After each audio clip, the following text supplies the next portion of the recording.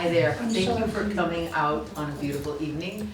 My name is Judy Byron and I'm the Adult Program Coordinator here at the Waterbury Public Library. Joe Camerata approached me last fall to do this housing series workshop, and I was just on it because, hey, it's a problem. It's a problem here in Waterbury, it's a problem surrounding areas and so forth. And so I don't take any credit other than housing you guys, inviting you here to be here and to learn from the experts that we've been really blessed to have. And so our first kickoff was last month, and this is our second in the series. We've got a couple more in April and May, and it's been great. Yeah, so I'm going to introduce Joe. I think you probably all know him, and he's going to talk about the specifics of tonight's program. Thank you. Thank you. Thank you, Judy. I'm Joe Camerata from the Waterbury Housing Task Force, and welcome to the second session in our education series on building better Waterbury. I'd like to, in advance, thank Greg and Mike and Sandy for their contributions this evening. You'll get to meet them all as they come up. If you saw the slides ahead of time, we have a really great program. I just wanted to provide a few minutes of background information as to how we got here. So, next slide, Cheryl. So, in the 2018 community plan, there's a housing goal that says create new housing in locations that maintain the integrity of neighborhoods while increasing density, respecting the natural environment, and minimizing the need for infrastructure improvements. So what we have been doing is starting to work towards that goal. Now, we've been helped by a number of regulation changes at the state, specifically the Home Act when it comes to building out ADUs and duplexes, but also by changes to the zoning bylaws in Waterbury itself. The new phase one of the new unified development bylaws were adopted last year, and that makes this process of increasing density a whole lot easier. In addition to that, there's been some financial programs that have been supporting this, specifically the Vermont Housing Improvement Program, or VHIP program as it's called at the state level. And at the end of last year, in the fourth quarter of last year, the Select Board approved and funded a Waterbury Housing Trust Fund. So one of the things that we're working on promoting is what's called small-scale development. And this is where we're trying to engage individual property owners and leveraging their properties to add additional housing capacities in the form of an accessory dwelling unit, or even maybe converting it into their existing place into a duplex. And why do we want to do small-scale development? I mean, small-scale development is not going to solve our entire housing need here. We're going to need to do some others too, but it has to be a really big piece of the solution. So for one thing, it really preserves the unique character of our town by integrating housing into additional neighborhoods. We're not going to go out and find greenfields and have to build out into what might be conserved land, but we're going to look at where we already have housing and add that housing there and add it in a way that integrates with the existing neighborhood. It also, as I mentioned, it supports the conservation of space and farmland by maximizing the use of existing infrastructure. What we're really targeting is places where we already have water and sewer, or in the case of Waterbury Center, where we have water.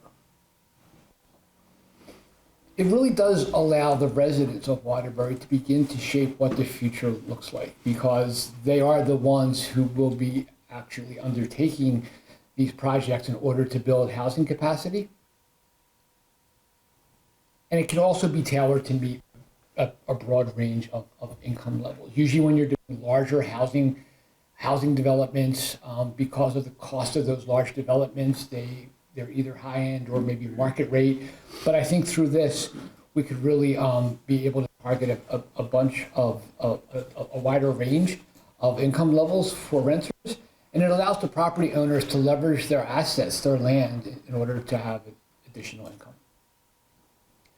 So in order to support this, we started this education series called Building Better Waterbury. And the goal of the series, or the objective, is to educate and empower individual property owners to increase housing capacity through constructions of accessory dwelling units, or ADUs, and duplexes. And next slide, Cheryl. There's 4 topics here. As Judy mentioned, we had our first one in February on zoning and permitting. If you missed that or you'd like to go back, like to see it, it is on the town website under the housing task force page. You'll find it there. This is the second one on design and construction. In April, we'll have one on financing these projects, and on May, we'll have our final one on rental property management. Okay.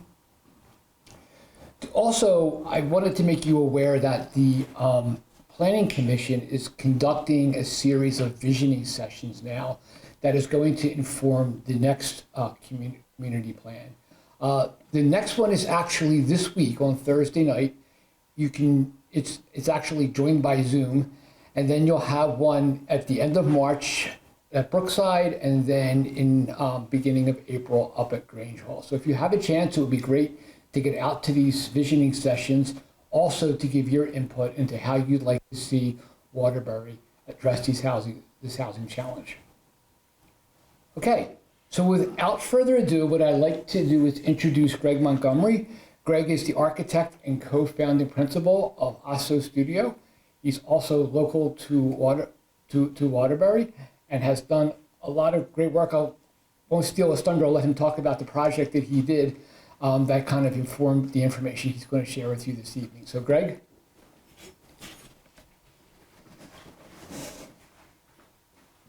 Thanks, Joe.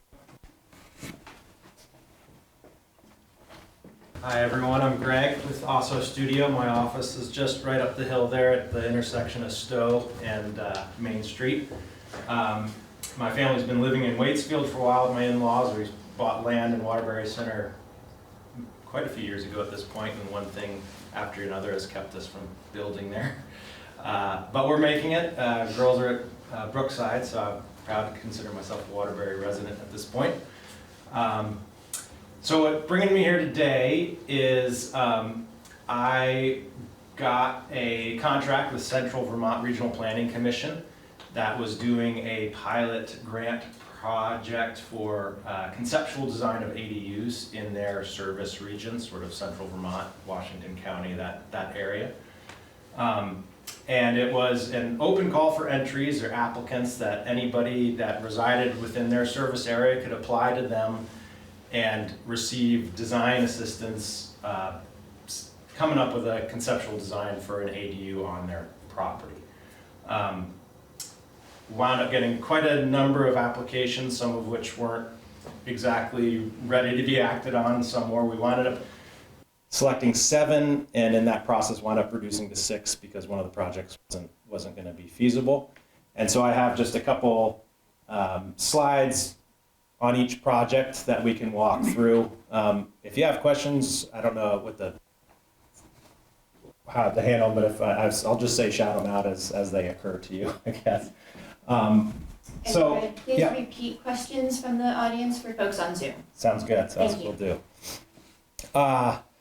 So I don't know, raise your hand if you ever heard of the term ADU before. Okay, so we have a baseline of familiarity with this concept. ADUs come in a lot of different strategies, shapes, sizes.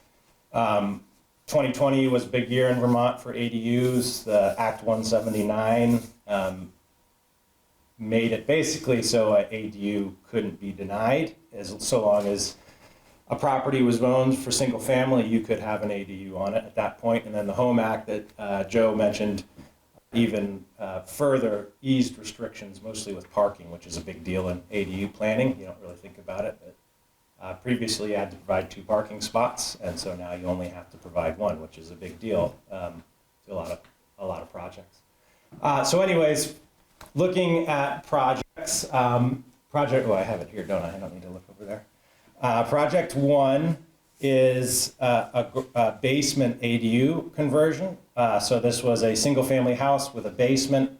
It was already a walkout basement, so we didn't have to deal with that, which is a tricky bit in a basement if that's where you're trying to locate your accessory dwelling unit.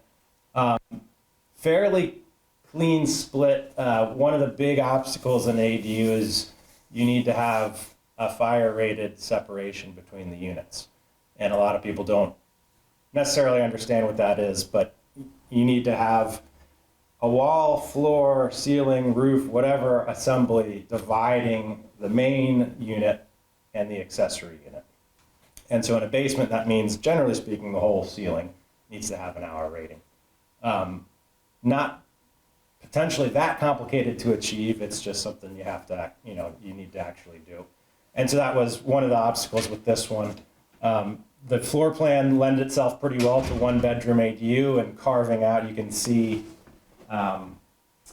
where we're gonna start creating our Waterbury, and if you go to the next slide, you can see where we landed. And so the hatched area is a section of the basement that's remaining part of the main unit. That's where the mechanicals were, that's where their laundry was, and that sort of thing.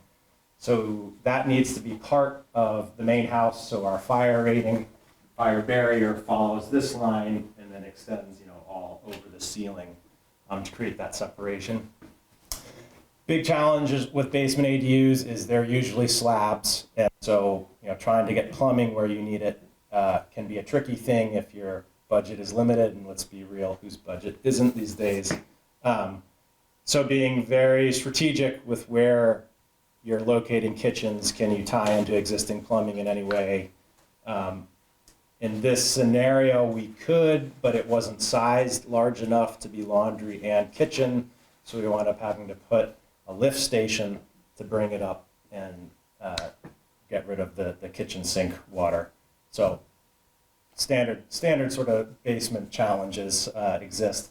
The other thing with basements, which there was another one in this one, but secondary means of escape from bedrooms and living rooms can be a challenge in basements. This one was not that big, the window just had to get bigger. Thankfully, the grade had dropped enough so we could get the dimensions we needed. You need to have certain width, height, and it has to be a certain height off the floor. It can't be too tall so people can get out if they need to. So it wasn't too big of a challenge with this one. And I think that's the big overview on this one. Next project. This project was in Barry, and there was an existing garage that we analyzed, and it was gonna take more money to try and salvage this structure than to just start over. The foundation was shot. It was 2x4 stud walls, which is pretty common for garage framing in this area, which really doesn't lend itself to a second story very well. And it was absolutely covered in lead paint. So it's just like, this thing's a hot mess. Let's take it down. We stayed in the footprint to make the zoning process a little easier. It's an existing building. We're staying in that footprint. It still, has to meet zoning requirements and that sort of thing, but it's just one less of a hassle if you stay in an existing footprint. But from there, it's okay, we got a clean slate, we can do what we want. They wanted to maintain a garage on the lower level that they could use with an apartment, one bedroom apartment above it. Even though it's not technically another unit, again, you need a fire rated assembly between a garage and a living unit. So that was still something that was into play here. I should have mentioned both of these projects are municipal, water and wastewater, which is a huge factor when you're doing ADU design. But luckily both of these were, so that wasn't really an obstacle with either of these. And yeah, it's a lot easier when you can just put walls wherever you want them, new construction, than trying to squeeze something in somewhere else. I think there's some elevations on the next one. Nothing fancy. They were trying to capture sunlight and views and trying to not dump a bunch of snow in front of their garage doors, all the standard Vermont considerations. But that's another ADU typology, right? You have an outbuilding, put the ADU in your existing outbuilding, usually a garage often. So here we have another garage project, number 3. This was in Montpelier, and for budget reasons, new construction wasn't in the cards.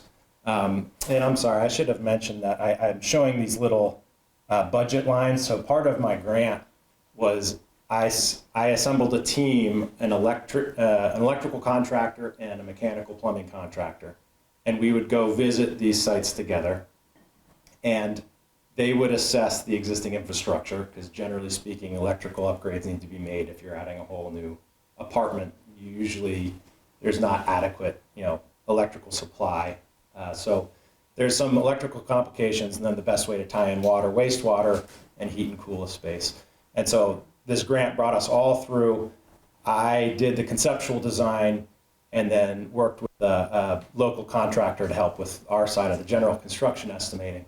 And the contractors provided their budget estimates. So that way our deliverable to the clients was a conceptual plan as well as a rough budget of what the work might cost. And that was pretty eye-opening to people, because if you're not in the construction world, you don't know necessarily that construction costs are very high right now. And doing anything is just a costly proposition. And so it was very useful having both of those. It's numbers, it tells a different story about how to proceed with a project. But so anyways, new construction wasn't within the realm of possibility for this client's budget. So we did our best to use the existing structure. Couldn't add a story because it was 2x4s at 2 feet on center, wasn't going to support without really expanding the scope of work. So we did our best. We wound up removing the slab just because it was in pretty bad shape to make it a lot easier to run our plumbing. This one was very complicated in terms of its water and wastewater. It's on municipal wastewater, but the route to get there was very hard, so they actually needed to put an injector pit to pipe the wastewater to the main house that would then distribute to the pump station that would then distribute to the municipal system. So just because you're on municipal water doesn't necessarily mean it's straightforward. It depends where it is relative to your house and your ADU and what needs to happen to get it to the municipal system, because that's on you as the developer. So Greg, that was attached to you, right? Yep, another garage detached from the house. And this one, rather than knocking down, we're trying to squeeze. I think it wound up being something like a 350 square foot, very compact unit. But I think the layout actually worked out pretty decently. The plumber we were working with, so an accessory dwelling unit needs to have kitchen and bathing facilities to be an ADU. It needs to be a standalone, habitable unit. The plumber and all the ADUs he'd been working on, the inspector that had been coming through had been requiring laundry hookups at all ADUs, which was a new wrinkle. I hadn't had that before, so you never really know exactly what's going to get thrown at you. So in all of our plans, we wound up, they don't have to install laundry, the hookup just has to be there. So we always had to allocate space for the possibility of a wash or dryer somewhere, which when you're dealing in 350 square feet is a lot of space to lose to something that probably won't be there. But anyways, so that was a big sort of logistical wrinkle for this. But outside of that, pretty compact. I think it's, for 350 square feet, it's not a bad space, I think. Yeah. Was that laundry requirement, is that a statewide thing? Was that a local thing? I think that was a 30 having jurisdiction saying that that's what he thought needed to be included. Yeah, I haven't seen anywhere in any municipal or state code requiring a laundry. It's kitchen bathing. But the plumber had, I guess, fought that battle previously and lost, so he brought that information to the table for us. Yeah, that's one, the big challenge with this one and the cost, why the budget numbers is so high for the water, wastewater, mechanical, is the injector pit and having to deal with the wastewater in a sort of little bit unconventional way. Next project. So this is our first attached ADU. There is a single family house with a sort of attached living space, couple had more room than they needed, and so they wanted to look at carving off. This one was pretty easy because it was pretty, it's attached, but it's almost detached, for the sake of integrating within the house and creating, again, the fire separation very straightforward just between the two there. It gets a little more complicated with mechanicals and electrical panels and needing access to those through the main house if you're not relocating the electrical service. So in this particular case, we weren't going to totally remove and separate a new electrical panel. So the resident would have to have access to the basement, and they were fine with that. The electrical contractor didn't think it was a problem, so that's how that was going to be wired, rather than a panel within the space dedicated to that space. The owners really wanted maximal flexibility. So in this one, we really didn't do anything in the main space. They wanted some kind of screens that could be moved, and whoever was staying there could set it up sort of how they wanted. We located all of the wet program, the bathroom, in that little connector because there was a crawl space under there, and the rest of the space was on a slab, and we didn't want to have to deal with opening up the slab. So we managed to get a bathroom on that little connector area, and then the kitchen sink sharing on that wall so it can dip down into the crawl space area also. That was the kind of organizational challenge for this project. This one, I should say, this was our first private water, wastewater, and it was part of a communal wastewater system, so it wasn't a dedicated septic. It was a shared septic.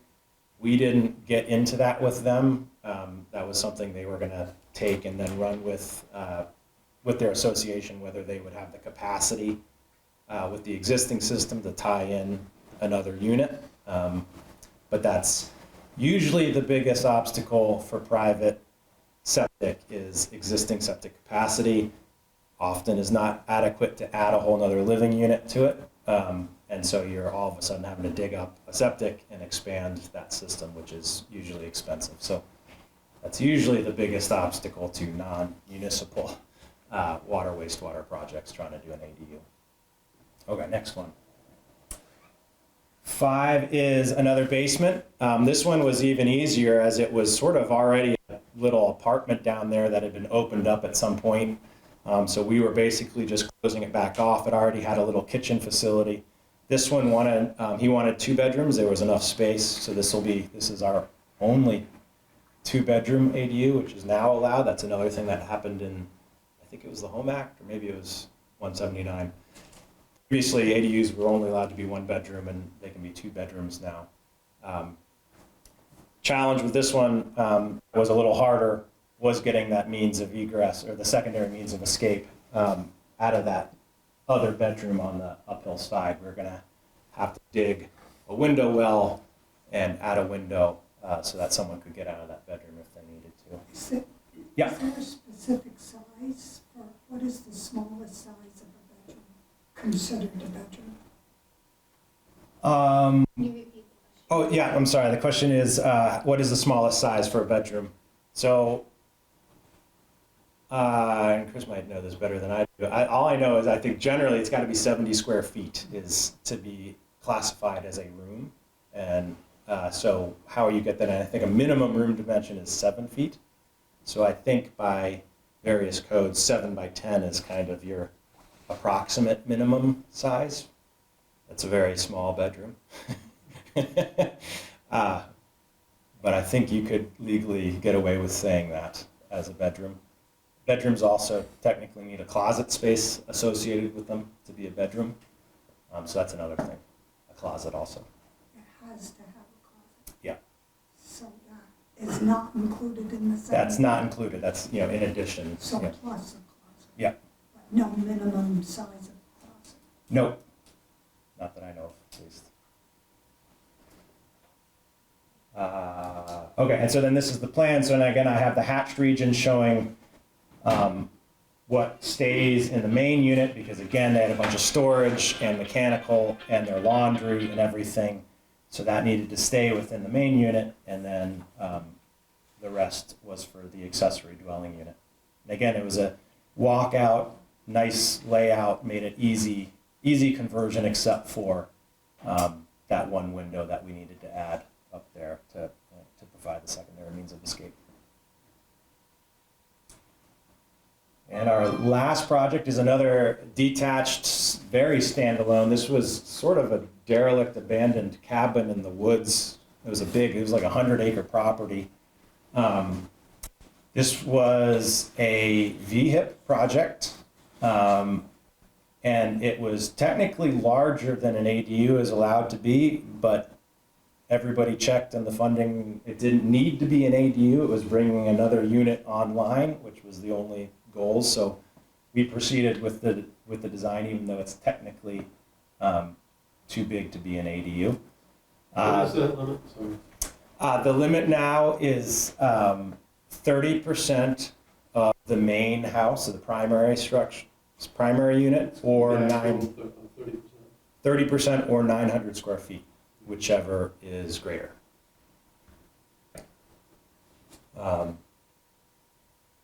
So if you have a much bigger house, you can have a bigger ADU. So this one was a bit of a mess. We had to bring,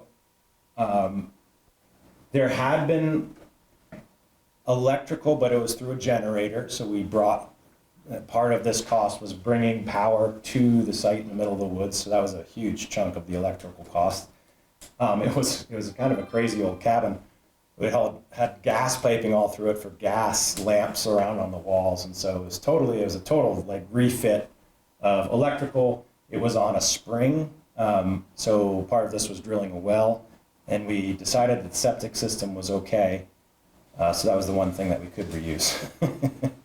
But it goes to show that just because it's there doesn't necessarily mean it's going to be an easy or inexpensive project. VHIP, this was in Orange County, and Orange doesn't have zoning, so there was no real direction in terms of code enforcement or regulation. So VHIP, because this was a VHIP project, essentially acted as that, as their inspector, and if their money's involved, they need to make sure certain standards are being met. So a big question with this project was the stair going up to the second floor. There was an existing non-compliant stair. Because I didn't have a zoning or building inspector that I could call to come check it out for me, basically VHIP made the ruling for us that it was too non-compliant and we needed to change the stair. So that was a big piece of this one, is we wound up putting in that the spiral stair, replacing the glorified ladder, basically, that was there before. But I believe that is my last slide, the 6 projects. The 7th, like I said, was also in Montpelier. It was an existing duplex that the client wanted to try and integrate an ADU into, and it was a bit of a gray area, but the only way I could see that happening was technically becoming a triplex, which is technically an apartment, which is a whole different ballgame. We're talking about sprinkler systems, we're talking about all kinds of stuff at that point. So we dropped that one as everybody realized it was going to be cost prohibitive very quickly. So, yeah. If you put in a circular staircase, can you get a bed upstairs through those? No, not this one. You wouldn't have, but it had this. It's a funky little cabin, I'll just put it that way. In the second floor, there's it's sort of a mezzanine where you could have passed the mattress up over a balcony onto it, and it's how furniture would have, even with the existing stairs, how you would have had to get a bed up into that space anyways, but yeah. Yeah. Hey, I showed up a little late, but, so I'm not sure, sorry, what organization are you? Also studio, architecture. Okay. Consulting. So I was looking at the town, Waterbury town ADU stipulations, and maybe you don't know because you're not a Waterbury official, but I think it's 1,400 square feet, Waterbury. Does anyone from Waterbury know for the maximum ADU size? I don't know. So in this, all the state legislation that's been passed, no municipal plans can be more restrictive, but you can be less restrictive. So Waterbury has the option of allowing larger ADUs. It's their. That's what I've been able to find online in the Waterbury. Yeah, I haven't had a Waterbury ADU yet, so I haven't had to tackle that one. But yeah, did I see another? Yeah. I saw where it's just duplexes. Is it restricted to duplex? Like if you had a triplex, the one we had bought? This gets into the gray area. I don't know exactly. I haven't tackled that yet from a code perspective. I'm not sure. Is my honest answer with that. I think to do that, the ADU would have to be detached, so that it's not 3 units within one building. So is it restricted to like ADUs? Like if you just want to improve your space, like make it more efficient? Is there help with that too? Financial help, you mean, or design help? Design help. So through that program, no, it was Okay. limited at the Just creation the- of new units or Okay. whatever. That program is finished. They were hoping another round of funding would come up to do these conceptual programs, but I haven't heard anything if something's gonna Thank happen you. or not. Yeah. All right, well, thanks, everybody. Thanks, Joe.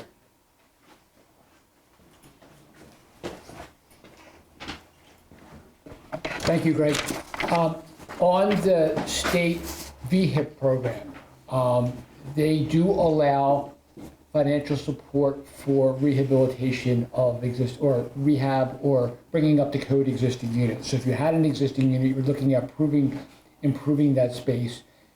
If it's an existing rental, or even if it's not an existing rental, but a new rental, then they would support that financially. Okay, yeah. Good, well, so a couple of things. I'm going to pass around a sign-up sheet, okay? So if everyone would please, give us their name and email address. And for those of you that are attending online, if you would maybe just send your name and email address to the moderator. You don't need to put it out to the entire people on a Zoom chat, but please just send it to the moderator so we can capture that. We would appreciate it. This education series is actually being funded by the Vermont Community Foundation. So we'd like to be able to report back to them the number of people that attended and along with the materials and things like that. We really do appreciate their support. This is a reminder for the speakers, if you would please repeat the questions for the people on Zoom that they can hear. Okay, next I'd like to introduce Mike Dacey, who's the Executive Director from CREW. Flood is a big issue here. We've been dealing with floods for the past couple of years, and Mike's going to talk to us a little bit around design for flood resilience. So Mike, if I can ask you to come up.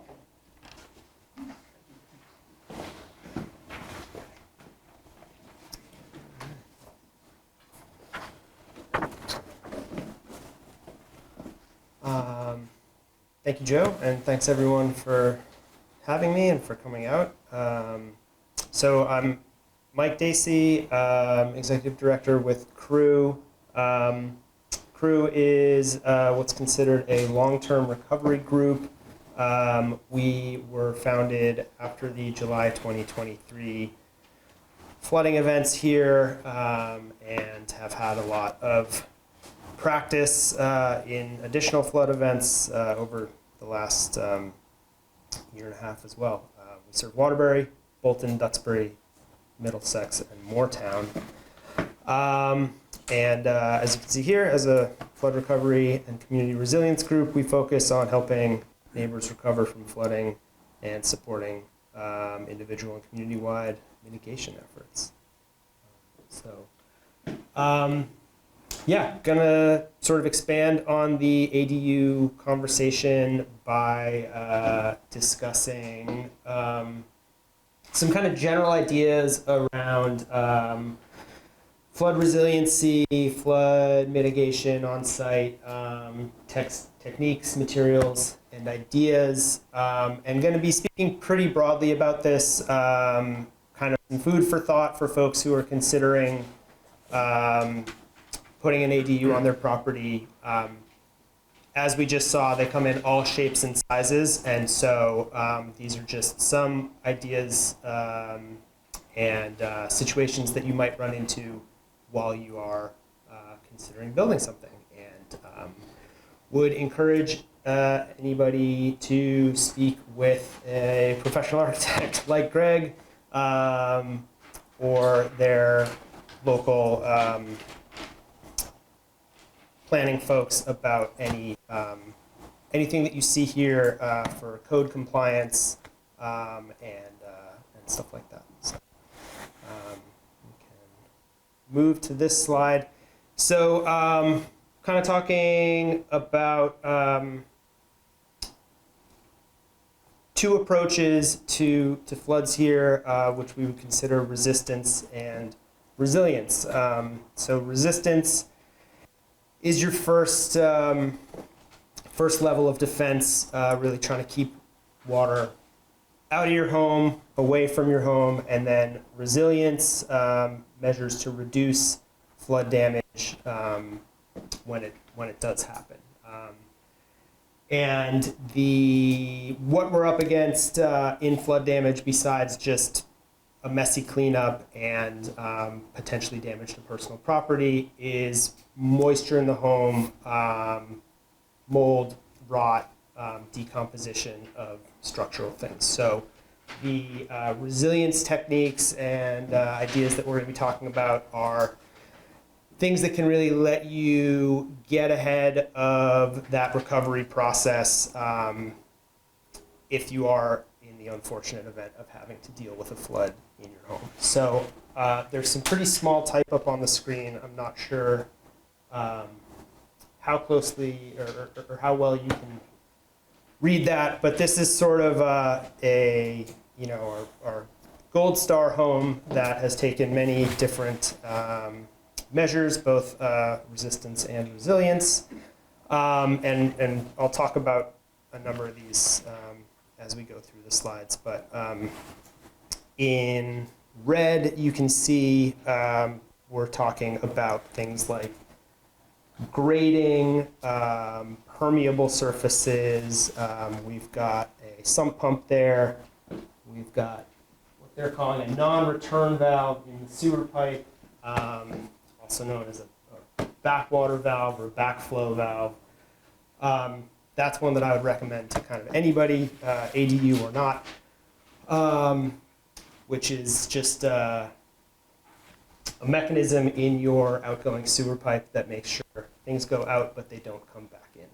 So water levels start to rise in town, the system gets overwhelmed. It makes sure that nothing's coming out of, say, your shower drain or your tub drain, stuff like that.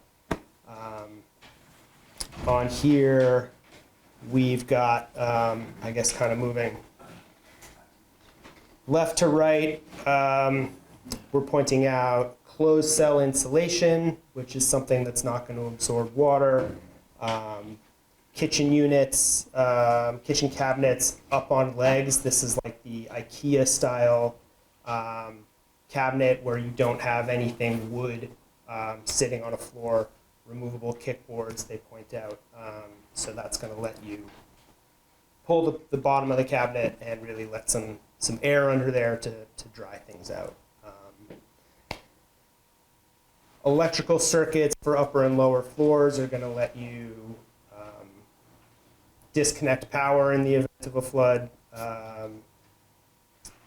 We've got tiled floors, impervious surfaces on the inside of your house.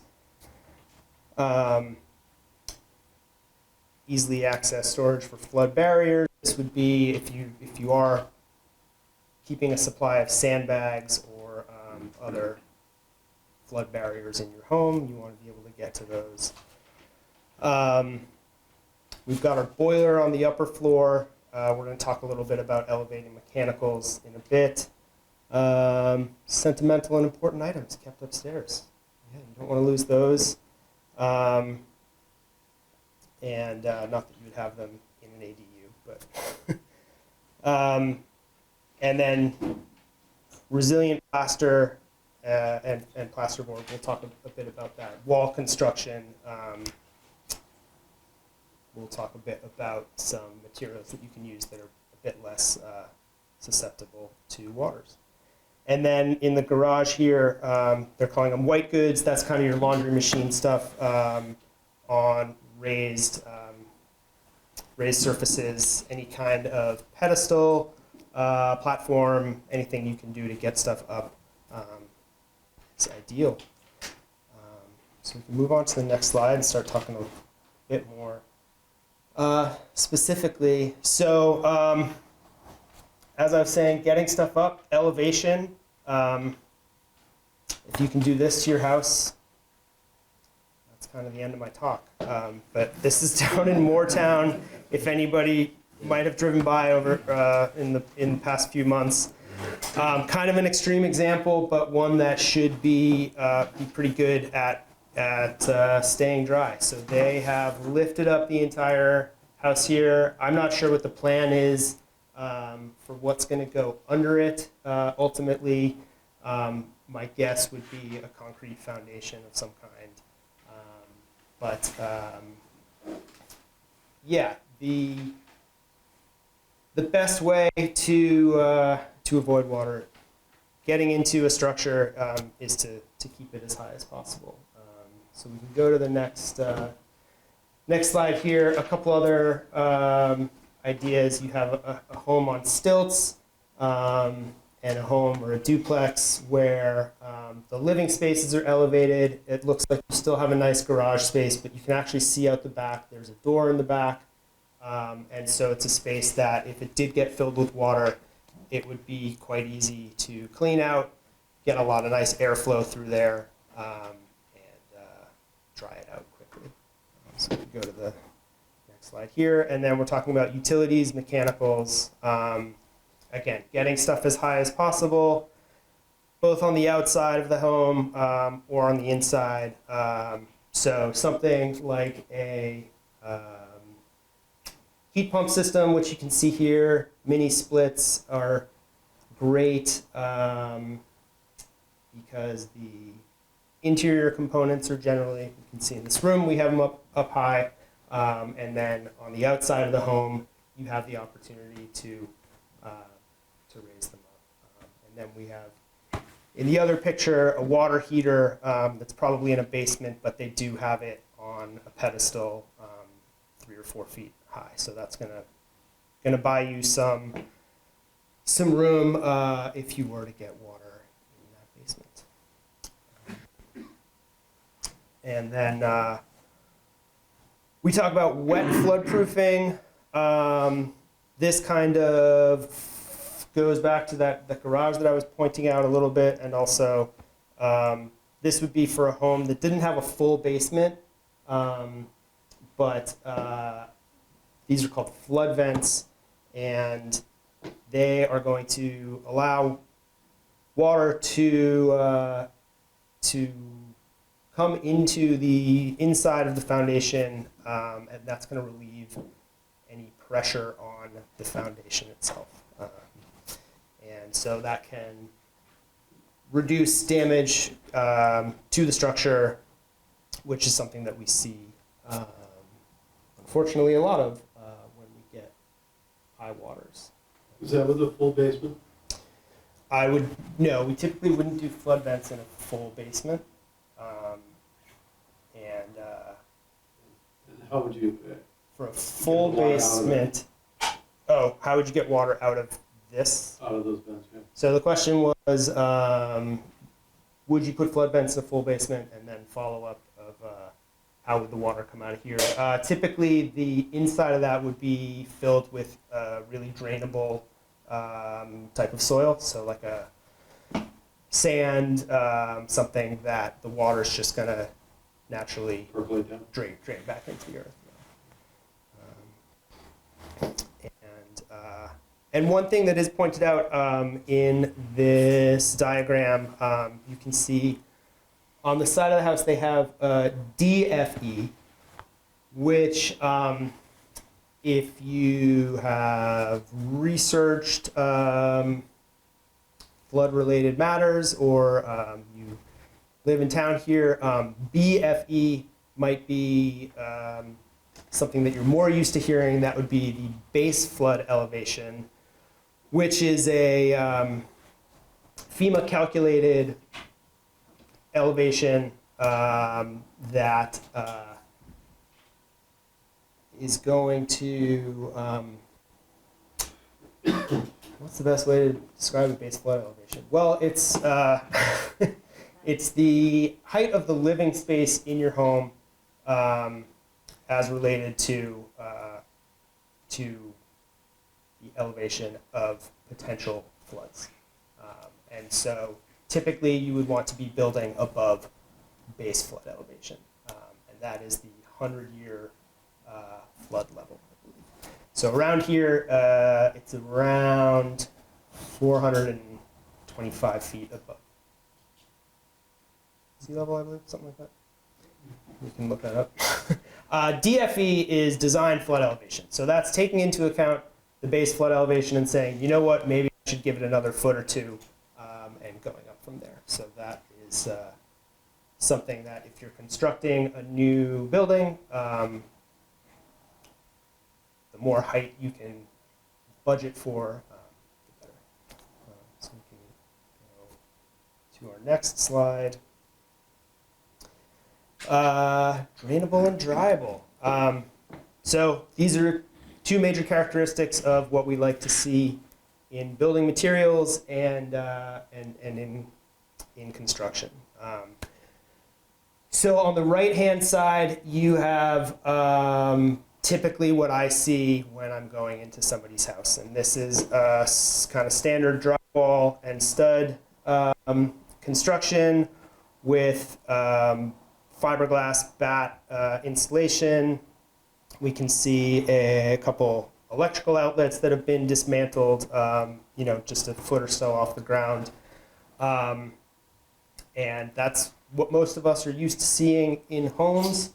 But it is it's a pain to clean up, it's messy, and it takes a long time to dry out. So on the left-hand side here, we have a couple different sort of construction ideas, but similar in concept. We have our electrical outlets elevated above the chair rail there. And you can see the wall is really made up of two different sections. And it's designed to be easily kind of dismantled in the event of a flood. We've got, again, rigid board insulation on the lower portion as opposed to like a paper-backed fiberglass product up top. So the rigid board, it's not going to absorb water. You can pull it right out, dry things, put it back in.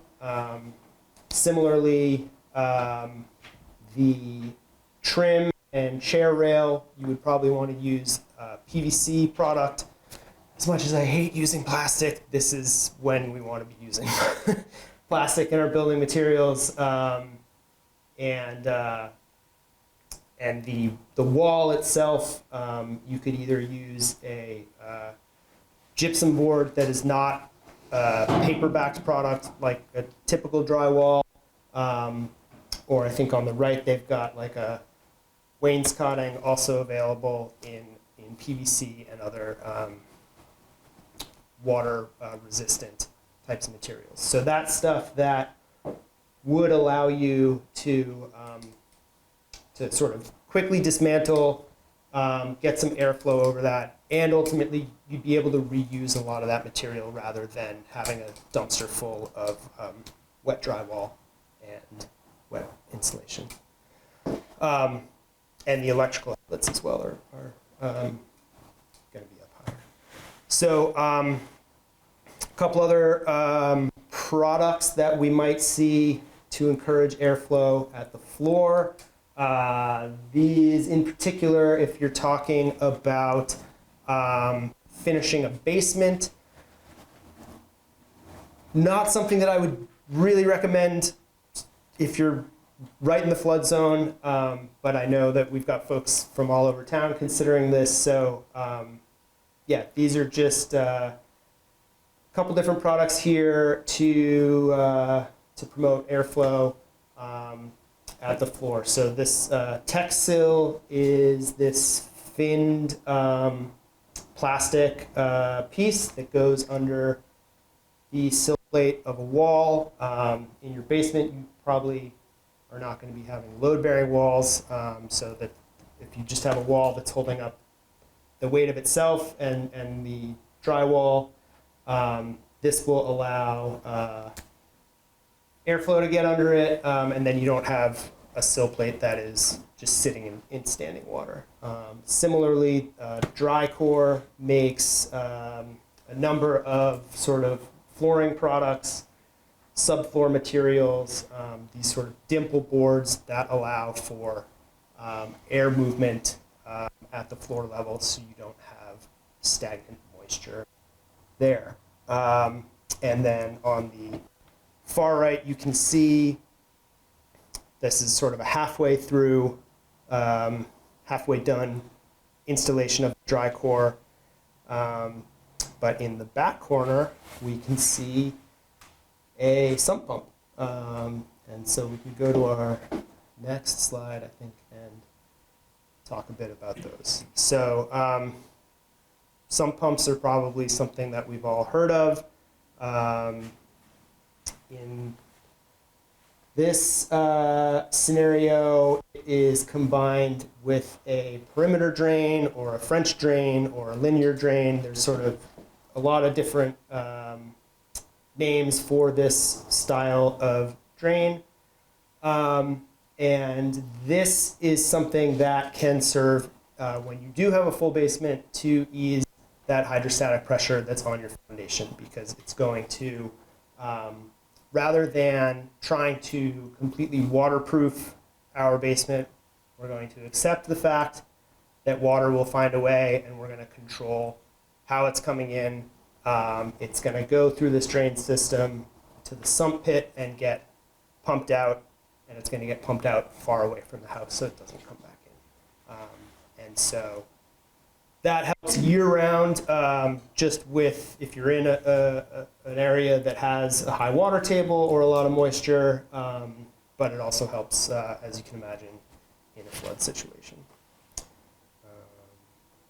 Go to the next one.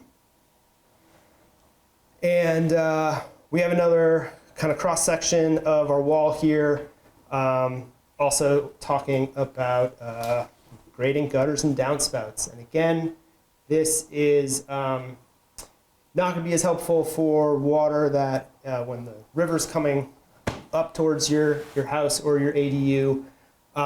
But for large rain events, it really helps you want to get the water away from your house. And so we want to be sloping away. We want to make sure that the downspouts and the extensions on our gutters are not just terminating right at the edge of the home, but really getting that water away.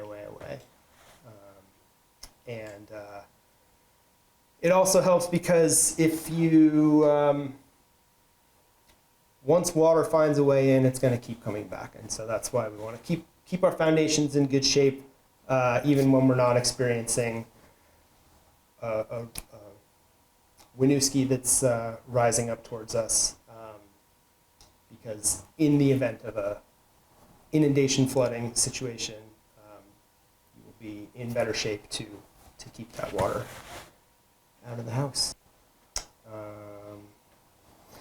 So that is a quick overview of materials, ideas.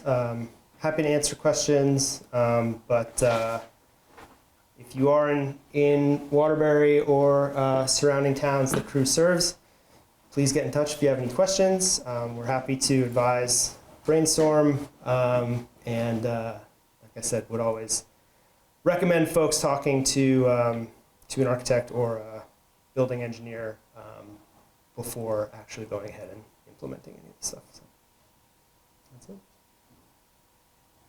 Any questions for Mike? All right, very good. Thank you, Mike. Thank you, Mike.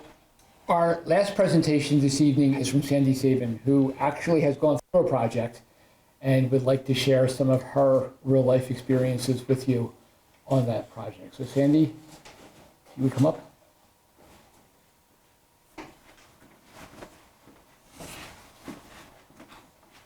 Hi.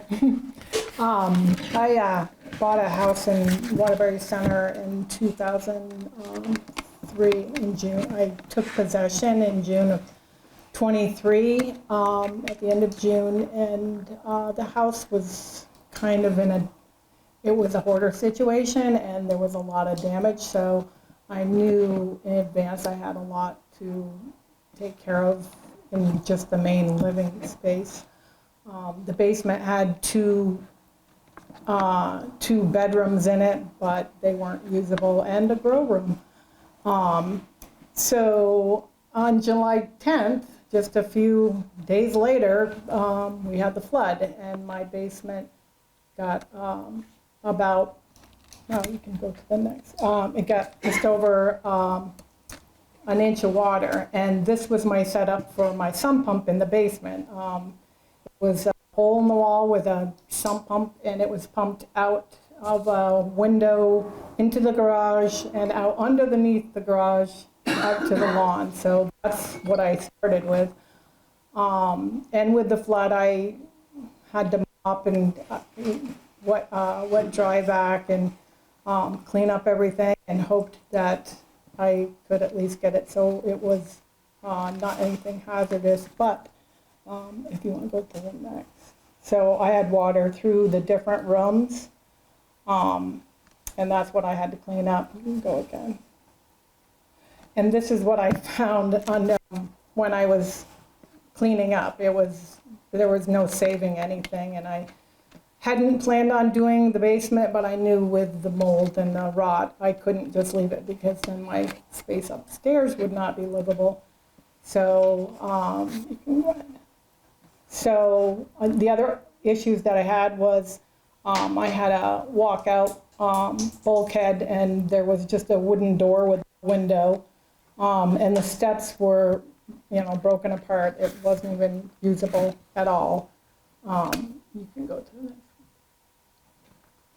And so in December, I talked to Twin State Basements, and I also talked to Northern Basements for a quote. And I didn't want to have to deal with taking out doing the demo. I mean, I'm sure it would have been fun, but with the mold and all that. And so Twin States offered to take, part of their quote was to take everything out, including the ceilings and all the rot and mold, and all for one price. And they also, so when they, like I said, when they took the wooden part of the walls away, I found out there was even more mold behind on the sheetrock, because of the sheetrock behind there. So that all had to be ripped out. Thankfully, it was away from the wall enough that the mold had not gotten on the wall. They sprayed some kind of mildew or mold thing on the walls before they put membrane around it. You can go ahead. So they also did the drainage around the basement and gave me a new sump pump with a battery backup, because living in Waterbury Center, we lose our power once in a while. But they did the membrane all the way around and also spray foamed all of my sills. And when it was done, it looked like brand new, and everybody was like, that looks like a good place to add, an extra living space. And it just so happened I had a friend that was in Burlington, and her landlord raised her rent $900. So she was looking for a place to live, and as much as I wouldn't mind having a roommate, I don't like to share my bathroom. So I thought, well, that would be a great idea to add the ADU to the basement, and so she could have her own living area.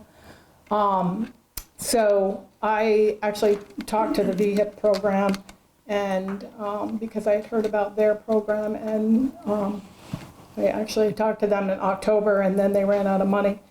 So I decided to do the plans for what my space was, and I just did Room Sketcher. I went online and found this, and it's actually really kind of nice for $24. You do the measurements and you can, design your own space. I had part of it, this is where my utility room was. But I also put all the sink and all the plumbing all in one area so that, because I had cement basement, I got up flush. And so all of it is connected into that. And with the shower, I actually built that up so that it would be high enough to be able to put the drain in there. So that's kind of a step up. So with the VHIP program, you can't, they won't pay for anything that you've paid for before you've gotten approved. So I had spent, almost $18,000 on the demo and the flood mitigation. And I had a contractor that was available in March. So I went for a zoning permit, and VHIP, like I said, had been out of money. And they said the soonest that they would be able to even take an application was the end of April. So I had to make a decision whether to put up walls and pay a contractor out of my pocket and not be refunded, or not find a contractor and wait longer. So I ended up putting up the walls. You can go ahead. And also getting rid of the bulkhead and putting a walkout. So all of this was done before the VHIP program actually came to inspect. So I ended up being able to put my application in May, and it took until August for them to actually send somebody out. And when they came, I was at, the inspector looks at everything and tells you things that you need to do, and as far as fire safety and also building codes and stuff like that. And he said I was at 45% already. So the other problem I had was my furnace was dying. It was an old oil furnace, and I knew it was on its last leg. And so I had to replace that I had to for my house anyways, but in order to add the extra zone for the basement ADU. So that was another investment, very expensive one. And I also figured at the time, if I'm gonna spend this kind of money and close it up, I also replaced almost all the plumbing and the electrical so that when it was done, everything would be, I wouldn't have to worry about having to rip out things if I had floods or if I had, any plumbing issues. So I had the second inspection from VHIP last month, and I'm now at 65%. I'm this week painting, and I have to put the flooring in. My lights are in, which is very bright. I still have flooring to do. I have the appliances coming next week, and I don't know where I'm going to put them. But it's been a very expensive proposition. I didn't really realize how much it would be when I started. I'm on town water, and my septic, when I bought the house, I knew needed to be replaced, so I had that is being built to be able to handle this too. So I knew at the time I might as well do everything. So anyways, I think that's it. Yeah, so that's where I am right now.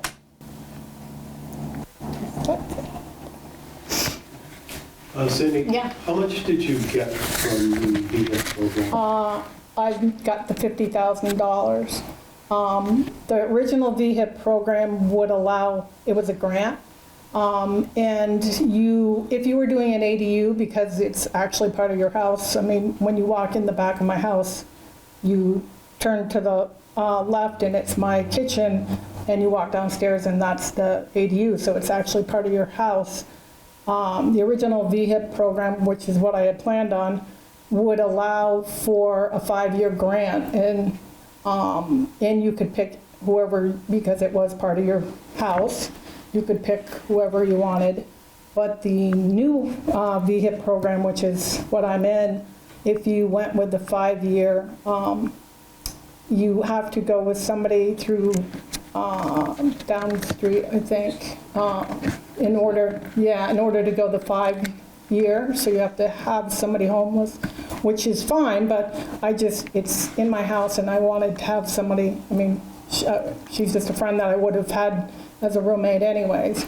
But so I have to wait 10 years to have the loan forgiven. So it's, every year they forgive so much as long as I keep the rent under the fair market, I don't remember what it's called.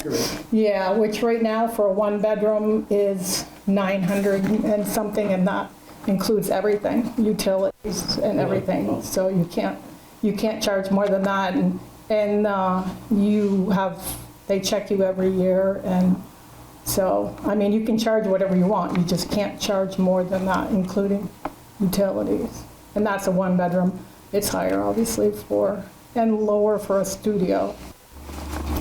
So, it's not, if you do the math on it, other than the fact I'm helping my friend, it's probably not gonna pay off if you look at what it's gonna cost me, because I have to, even if she moved out, for the next 10 years, I have to keep it under that program. So unless I want to buy it, pay off the loan, and it is 0%, but if I decide it's not feasible, then I just have to pay off what's the balance of it.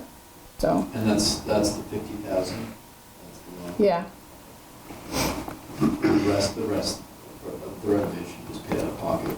Yeah. The occupancy? Yeah. Which is a lot more than 50,000. Yeah. Sandy, can you repeat that question? Sorry. So you said something about it being 50,000 and that the rest was paid out of pocket. So, and when they came for the initial inspection, I had spent a lot of money, well over 50,000, between the flood mitigation and everything else I had done, but none of that counted towards the 10% I had to come up with. So nothing until after that period counted towards the amount that I had to get reimbursed for. And that includes, I didn't realize, because in order to get some contractors, I had to pay a deposit, and they didn't include that either. So even though, because I paid it beforehand to hold my spot, they wouldn't count that. So. If folks have general questions, the 3 presenters can all come up front.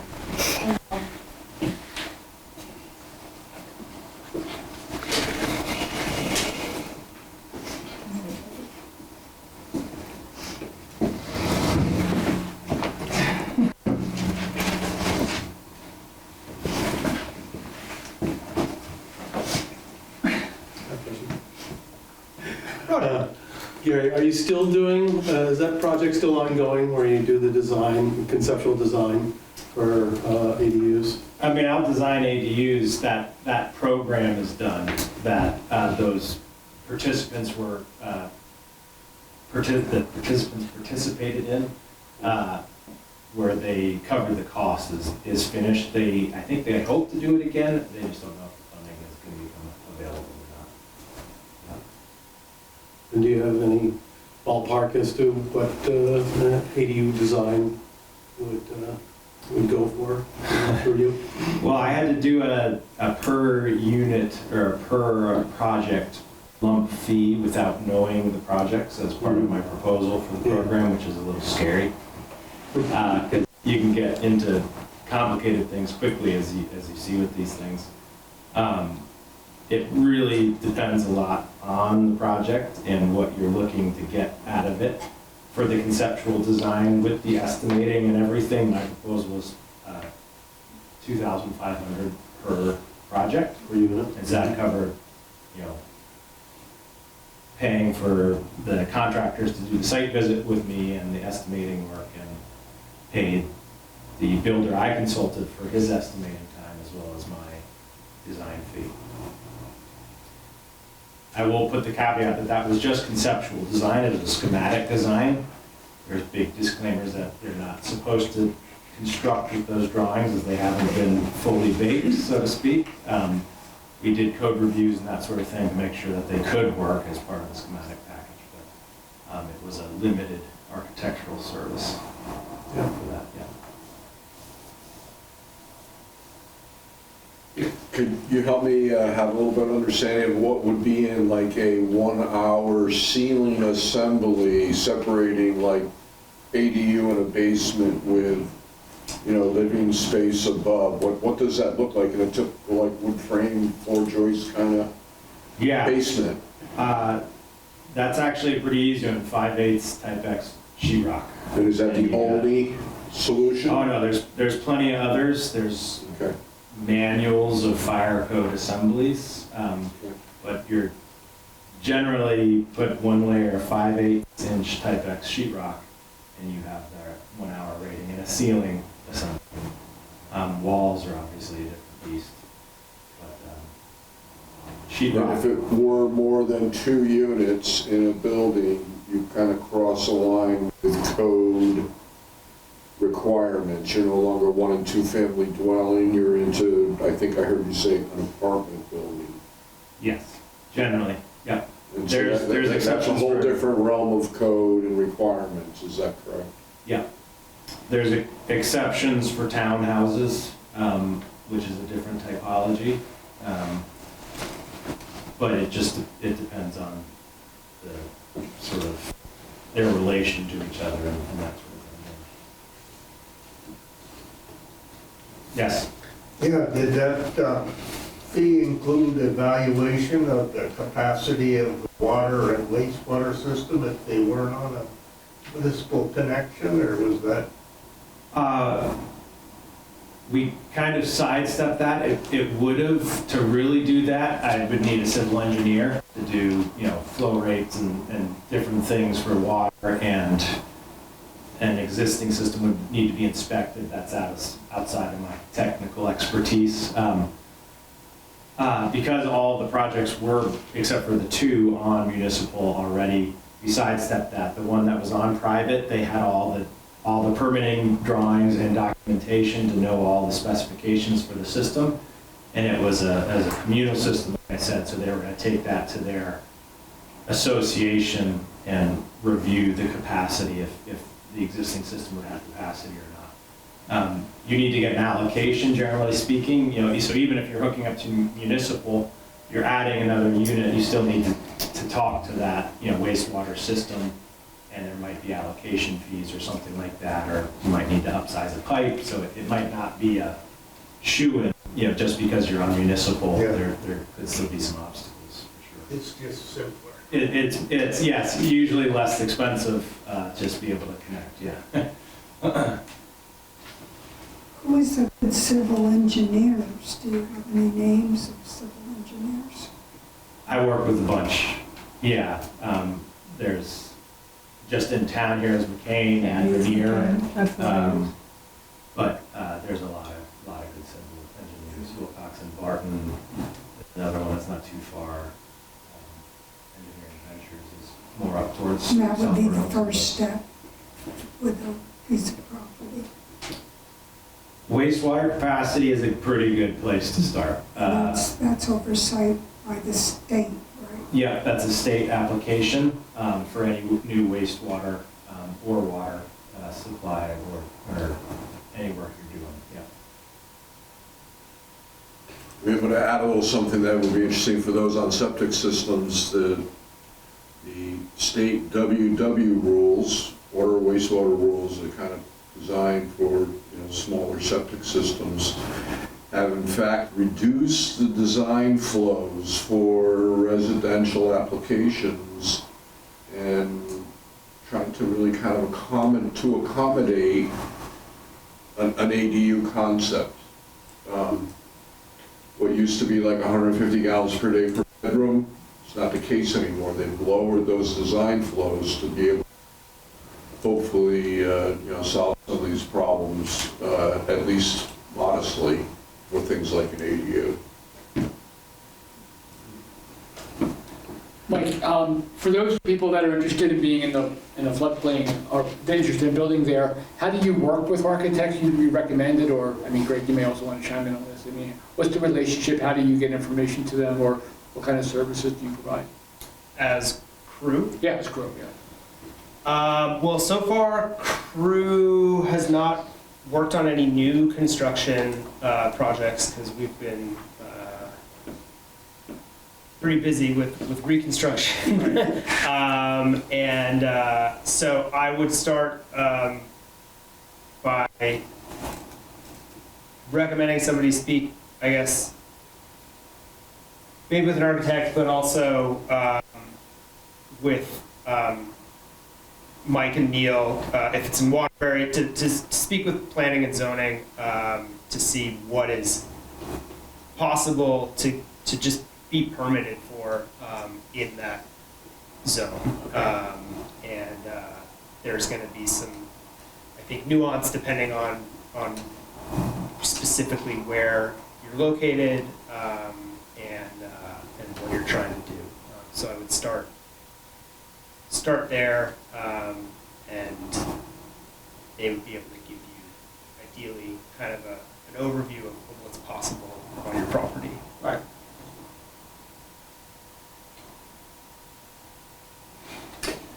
Do you have any kind of updates on, you mentioned the design flood elevation versus the base flood elevation. And for years I have been hearing that FEMA is at some stage of process to revise our base flood elevation. And I guess I wonder, do we have a sense for what that might look like? And does our design flood elevation need to be higher than our base flood elevation if we're going to be making these types of investments in flood-proofing buildings in the village? So, I guess to clarify, the design flood elevation is not a technical standard. I agree. It would be sort of more of a gut check on how much extra insurance you want to buy yourself. Goes beyond that, I would submit. Okay. As far as the updating of the FEMA maps, this is going to be an infuriating answer. We've heard they're coming. Not to put our elected officials on the spot too much, I don't know if you have anything. We've heard from the state that they are in progress for the Waterbury area, and I think 2026 was the last sort of date that I had heard. There may be preliminary maps coming out ahead of that. I think they're probably hesitant to let the public see something that's not finished, but that was mentioned in a conversation. And probably the best way to stay updated on that is the Vermont Flood Ready website, and they push out a lot of info and updates on that stuff. But yeah, I guess for some context for folks who may not be following this stuff closely, FEMA is the entity that establishes the flood hazard areas and the base flood elevation for a given location, and given changes in all kinds of things across the board, they do get updated over time, and I think that the expectation for Waterbury, where we've been seeing more frequent flooding, is that that base flood elevation is maybe going to change to reflect more of the reality of what we've been seeing. But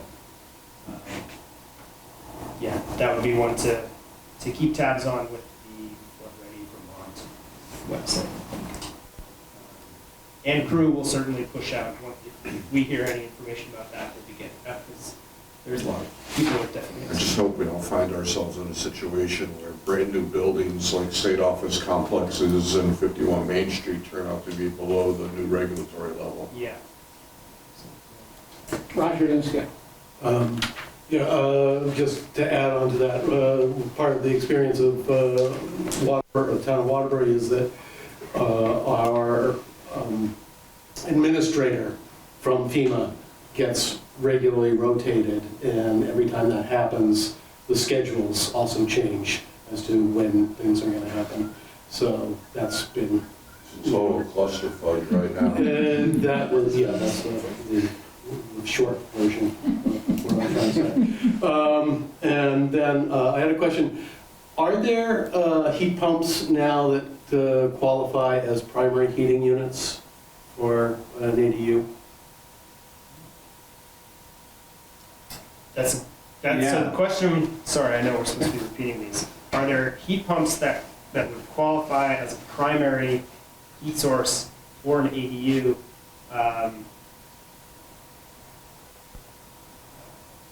Yes. It's a good question. In a large home, we are frequently told that a heat pump should not be the primary source. So It depends on a lot of factors, right? How the layout of your house, the insulation, the air sealing of your house. Often, you're not dealing with new construction, you're trying to retrofit and put a heat pump in because you want to go electric or something like that. And they can perform well in Vermont, but they require a certain thermal envelope that will retain the heat well, so you're not losing a bunch of heat.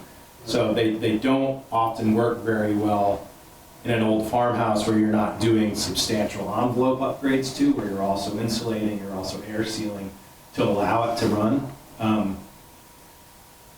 Often it'll be paired with some type of backup heating, either inline electric resistance, duct heaters, or whole separate hydronic systems if you just want to lessen the load of your propane or oil or something like that. ADUs, because of their small square footage, generally, yes, they're small, generally pretty compact, so they can. The problem with mini splits is often distribution. So if you have an ADU as living space in a bedroom, you have your mini split in here, but will it be getting to your bedroom, sufficiently?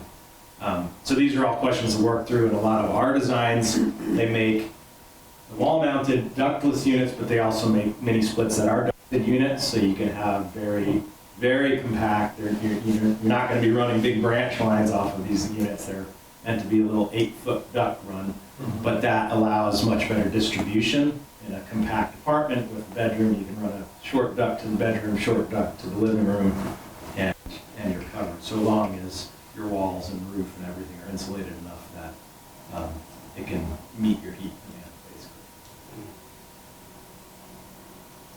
basically. Yeah, I was, just wanted to kind of verify with you, this base flood elevation is what common people call the 100-year flood, that theoretically is a 1% chance in occurring in any year. That's the same as what you're referring to as the base flood elevation? Yes. And I can confirm that. I can do a quick double check to confirm that when we get up. But that's anyway, I think that's the elevation that shows up on the FEMA maps with the contours that you can find your location and see what the contour that they put on the map. I think it is 425 for this area. Yeah.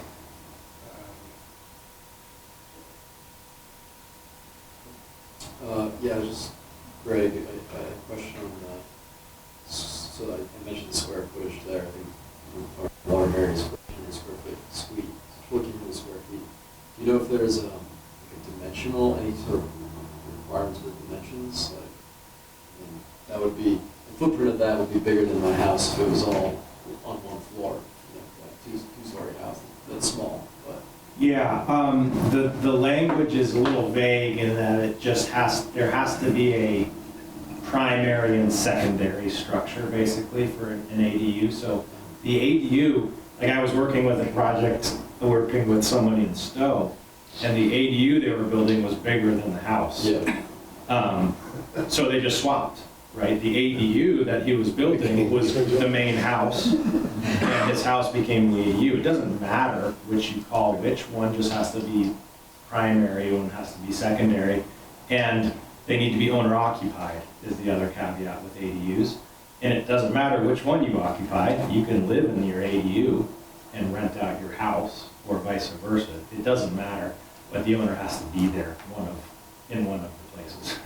But one of the structures would have to be under that square footage. Correct. Yeah, one of them needs to meet that. Like I said, it can be either one. But Do you know if that's measured, is that measured from the outside of framing or from the inside square footage? It's inside. And there's guidance on that, and I'm forgetting the language. Most municipalities have adopted the exact language for how that, and it's embedded in their own regulatory, like land use. In Stowe's it was where it pulled exactly what, because not all, I think they say livable space, which means doesn't include mechanical room, for instance, and it doesn't include a garage, right, if that's part of your ADU. So there's a lot of square footage you can back out that's not part of that, and they take it, as far as I understand, is rentable, not gross. So it's not like you're measuring the whole footprint, but it's the actual interior dimension of livable spaces. Sandy, you obviously work with a lot of contractors through your project. Can you maybe just say a few words about how you went about finding those contractors? I kind of lucked out because I have a brother-in-law that's in the business, and he pointed me in the right direction. And a lot of them actually were friends, except for the person that did sheetrock. So they fit me in jobs. Either they like, can I work weekends or nights at your house? And I'm like, I'll give you a code. Just come whenever you want, just because it's almost impossible. One thing I did find out about the sheetrock is you have to be very picky about who you get. They were supposed to, they started last November, and they were supposed to be done by Christmas, and I ended up hiring somebody else because it was just too much. But so the sheetrock finally was done about 3 weeks ago, so that's how long and there was a lot of nothing going on for a long time because of that. So yeah, that's one thing that you have to be careful of. But yeah, right now it's just almost impossible to find somebody, but the builder I got was really good, and he was very helpful as far as his design and stuff. He made suggestions, and he's been doing it a long time, so it worked out well. Any other questions for our panelists? We just give a quick round of applause then. Thank you.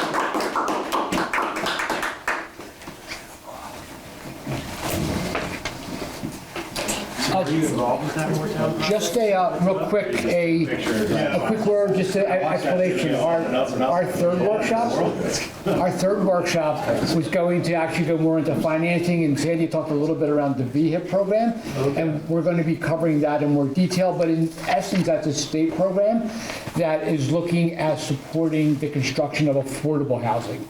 And that's why when Sandy was talking about the rent limits there, that in exchange for providing funding. We're going to go into more detail in our next workshop, which is about financing. Quickly, just to summarize, we passed around a survey sheet. If you please just take a moment to fill it out. It's a few checks. As I mentioned, this is supported by the Vermont Community Foundation, so we'd like to be able to give them feedback on the workshop. Cheryl has put up here additional information. So if you go to the town website, And there's, under Housing Task Force, you can find information about all the workshops. We'll be posting the video and the materials, or just the video? Everything. Everything there. And you can also fill out the survey electronically by scanning that QR code if you prefer. Right. For people online, you can do that electronically by scanning that code. You'll also find some additional resources that we have. And in the room here, Greg was kind enough to put together a one-sheeter around the projects that he reviewed with you and the cost, so please feel free to take that.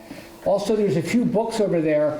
There's a Vermont put together a Vermont Homes for All toolkit, which speaks to design and construction of ADUs. You can download it on their website. It's about 200 pages, but there's a few books there if you want to page through it, or if you want to take one, help yourself. Other than that, any questions? Housing at waterburyvt.com. That's for the Vermont Housing Task Force. Please feel free to send us your comments, your thoughts, your questions. If you have ideas for additional workshops, we'd appreciate that also. But thank you very much for your time tonight, and look forward to seeing you hopefully at a future workshop.